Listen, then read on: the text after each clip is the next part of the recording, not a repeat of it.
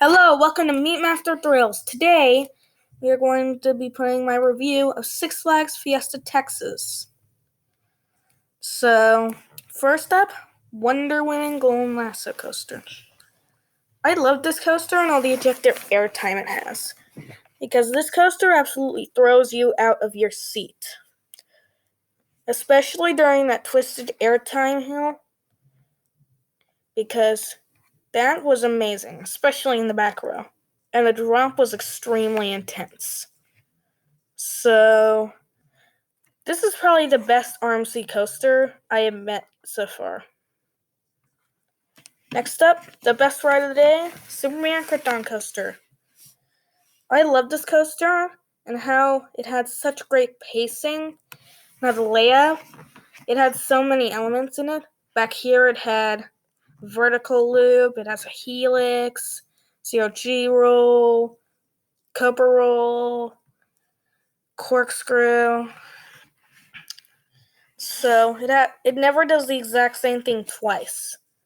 Although I think Six Flags should probably put lap bars on this coaster because this was unspeakably rough. But I still give it my top spot because it's just that good. I rode this 3 times. Iron Rattler. I was fairly disappointed by this coaster because it had an hour-long wait, and I'm still trying to decide if it was worth it. Because the intensity and the airtime put it in my number 3 spot of the day, but I think that is probably too high. I'm still debating whether this is better or Poltergeist.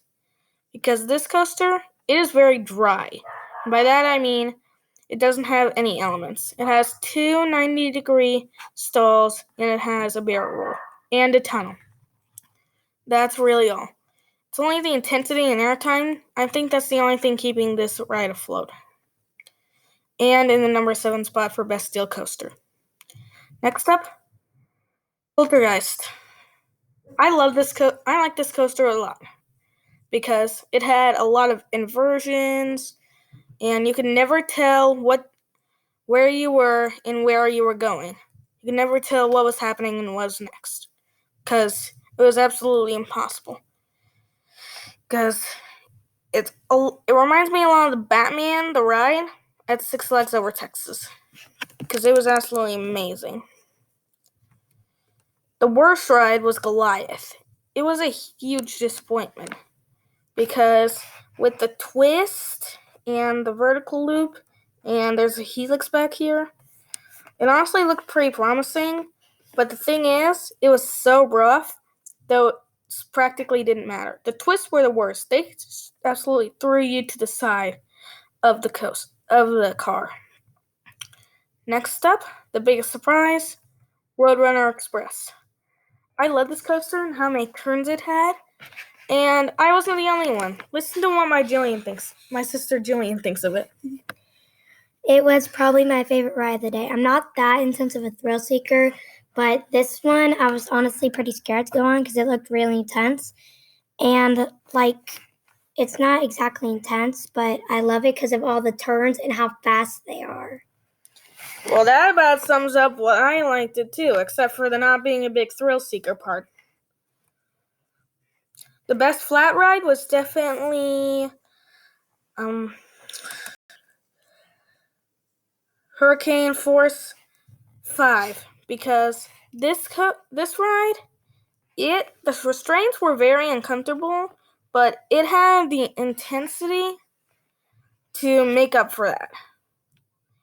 And I love this ride a lot because it was really intense up near the top. Okay, it wasn't that intense, but it was still pretty intense. And when you were going down, the feeling was amazing.